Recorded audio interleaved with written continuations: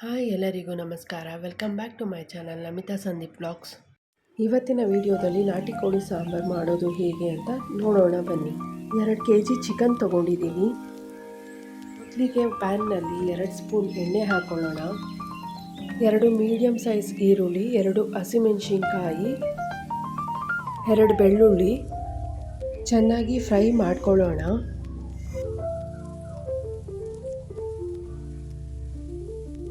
ಈಗ ಇದಕ್ಕೆ ಸ್ವಲ್ಪ ಶುಂಠಿ ಸೇರಿಸ್ಕೊಳ್ಳೋಣ. ಇದನ್ನು ಫ್ರೈ ಮಾಡ್ಕೊಬೇಕು. ಮೆಣಸು 7-8 ಕಾಳು ಹಾಕೊಳ್ಳೋಣ. ಈಗ ಇದು ಚೆನ್ನಾಗಿ ಫ್ರೈ ಆದಮೇಲೆ ಸ್ವಲ್ಪ ಕೊತ್ತಂಬರಿ ಸೊಪ್ಪು ಸೇರಿಸ್ಕೊಳ್ಳೋಣ. 1-2 ಸಲ ಫ್ರೈ ಮಾಡಿಬಿಟ್ಟು ಸ್ಟವ್ ಆಫ್ ಮಾಡ್ಕೊಳ್ಳೋಣ.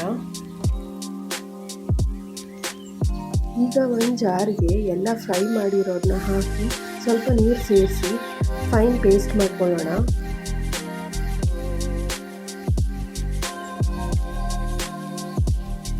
ಈಗ ಕುಕ್ಕರ್ನಲ್ಲಿ 1-2 ಸ್ಪೂನ್ ಎಣ್ಣೆ ಹಾಕಿ ರುಬ್ಬಿರೋ ಮಸಾಲೆನ ಹಾಕೊಳ್ಳೋಣ.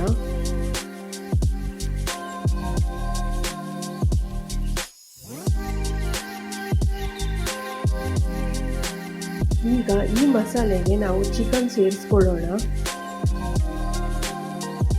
ಚಿಕನ್ನ ಮಸಾಲೆ ಜೊತೆಗೆ ಚೆನ್ನಾಗಿ ಫ್ರೈ ಮಾಡ್ಕೋಬೇಕು. ಈಗ ಇದಕ್ಕೆ ರುಚಿಗೆ ತಕ್ಕಷ್ಟು ಉಪ್ಪು ಹಾಕಿ ಸ್ವಲ್ಪ ಅರಿಶಿನ ಹಾಕಿ ಚೆನ್ನಾಗಿ ಫ್ರೈ ಮಾಡ್ಕೊಳ್ಳೋಣ. ಈಗ ಚಿಕನ್ನಲ್ಲಿ ನೀರು ಬಿಟ್ಕೊಳ್ಳುತ್ತೆ. ಇದು ಫುಲ್ಲು ನೀರೆಲ್ಲ ಡ್ರೈ ಆಗೋ ತನಕ ಚೆನ್ನಾಗಿ ಚಿಕನ್ನ ಫ್ರೈ ಮಾಡ್ಕೊಳ್ಬೇಕು. ಈಗ ಮಸಾಲೆ ರೆಡಿ ಮಾಡ್ಕೊಳ್ಳೋಣ. ನಾನು 1 ಬೌಲ್ ತೆಂಗಿನಕಾಯಿ ತೊಗೊಂಡಿದ್ದೀನಿ. ಇದಕ್ಕೆ ಚಕ್ಕೆ, ಲವಂಗ, ಕಡಲೆ, ಗಸಗಸೆ ಹಾಕಿ ಸ್ವಲ್ಪ ನೀರು ಹಾಕಿ ಫೈನ್ ಪೇಸ್ಟ್ ಮಾಡ್ಕೊಳ್ಳೋಣ. ರುಬ್ಬಿರೋ ಅರ್ಧದಷ್ಟು ಪೇಸ್ಟ್ ಮಾತ್ರ ನಾವು ಚಿಕನ್ಗೆ ಸೇರಿಸ್ಕೊಳ್ಳೋಣ. ಉಳಿದ ಪೇಸ್ಟ್ಗೆ 5 ಸ್ಪೂನ್ ಧನಿಯಾ ಪೌಡರ್, 1 ಸ್ಪೂನ್ ಸಾಂಬಾರ್ ಪೌಡರ್ ಹಾಗೂ 2 ಸ್ಪೂನ್ ಚಿಲ್ಲಿ ಪೌಡರ್ನ ಸೇರಿಸ್ಕೊಳ್ಳೋಣ.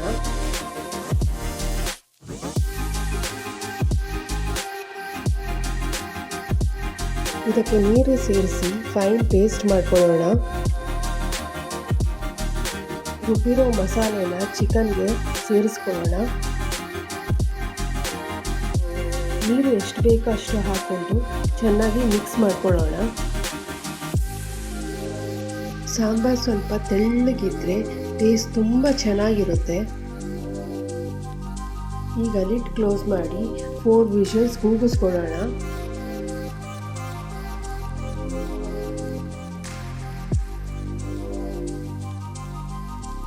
ಈಗ ಓಪನ್ನಲ್ಲಿ ಸಾಂಬಾರನ್ನ 1 ಕುದಿ ಬರ್ಸ್ಕೊಳ್ಳೋಣ. ಈಗ ರುಚಿಯಾದ ನಾಟಿ ಕೋಳಿ ಸಾಂಬಾರು ರೆಡಿ ಆಗಿದೆ. ಈ ವಿಡಿಯೋ ಇಷ್ಟ ಆದಲ್ಲಿ ಪ್ಲೀಸ್ ಲೈಕ್ ಮಾಡಿ, ಕಮೆಂಟ್ ಮಾಡಿ, ಶೇರ್ ಮಾಡಿ. ಇನ್ನೂ ಹಲವಾರು ವಿಡಿಯೋಗಳಿಗೆ ನನ್ನ ಯೂಟ್ಯೂಬ್ ಚಾನಲ್ನ ಸಬ್ಸ್ಕ್ರೈಬ್ ಮಾಡಿ. Thank you all.